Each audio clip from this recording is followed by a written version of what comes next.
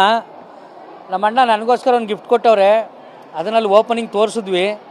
But ಅದು ಏನು gift ಅಂತ ನಂಗೆ ಗೊತ್ತಿರಲಿಲ್ಲ. ಅದನ್ನ ನೋಡಿದ ತಕ್ಷಣವೇ ಸಿಕ್ಕಾಬಟ್ಟೆ ಫೀಲಿಂಗ್ ಆಯಿತು. ತೋರಿಸ್ತೀನಿ ತಡ್ರಿ.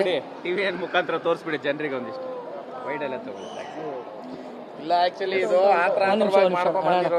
ಇದು ರೋಲ್ ಮಾಡ್ಕೊಳ್ಳಿ. ಒಂದೇ ದಿನ ಸಂತು ಪಂತು ಮಧ್ಯದಲ್ಲಿ ಒಂದು ಲವ್ ಸಿಂಬಲ್ಲು. ಈ ಪ್ರೀತಿಗೆ ನಾನು ಹೇಗೆ ಏನು ಎಕ್ಸ್ಪೆಕ್ಟ್ ಮಾಡ್ಬೇಕಂತ ಗೊತ್ತಿಲ್ಲ. ಭಾರಿ ಖುಷಿ ಆಗುತ್ತೆ ಸರ್. ಅಣ್ಣ ರಿಯಲಿ ಲವ್ ಯು. ಕೆಲವೊಂದು ನಾನೇನು ಅದ್ರ ಅರ್ಥ ಇಲ್ದಿರ ಆಗ್ತಾರೆ. ಏನು ಎಕ್ಸ್ಪೆಕ್ಟ್ ಅಂತ ಹಾಕ್ಬಿಟ್ಟವ್ರು. ಅದು ಎಕ್ಸ್ಪೆಕ್ಟ್ ಅಲ್ಲಿ ನಾನು ಹೆಂಗೆ ಸ್ಪಂದನೆ ಮಾಡಬೇಕೋ ಗೊತ್ತಿಲ್ಲ ಅಂತ ಹೇಳ್ಬೇಕಾಯ್ತು. ಹೌದೌದು. ಆಯ್ತು.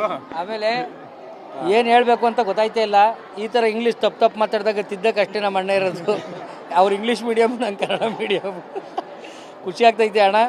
ಇದನ್ನ ಆಮೇಲೆ ಒಂದು ಸ್ವಾಗತ ಯಾಕೆ ನಾನು ಚಿನ್ನನೇ ಕೊಟ್ಟಿದ್ದು. ಆ್ಯಕ್ಚುಲಿ ನನ್ನ ಪ್ಲ್ಯಾನ್ಸೇ ಬೇರೆ ಇತ್ತು. ನನಗೆ ಸಮಯ ಸಿಕ್ಕಿಲ್ಲ.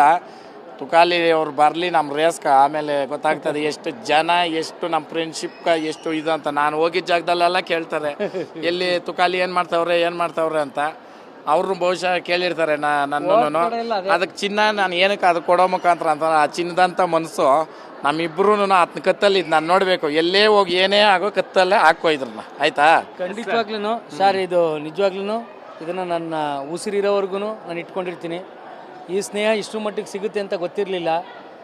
ಇದು ನಮ್ಮ ಅಣ್ಣನ ಹೃದಯ ನನಗೆ ಕೊಟ್ಟಿದ್ದಾರೆ. ಯಾವಾಗಲೂ ನನ್ನ ಜೊತೆ ಸದಾಕಾಲ ಇರುತ್ತೆ. ಅಣ್ಣ ಲವ್ ಯು ಅಣ್ಣ, ಲವ್ ಯು.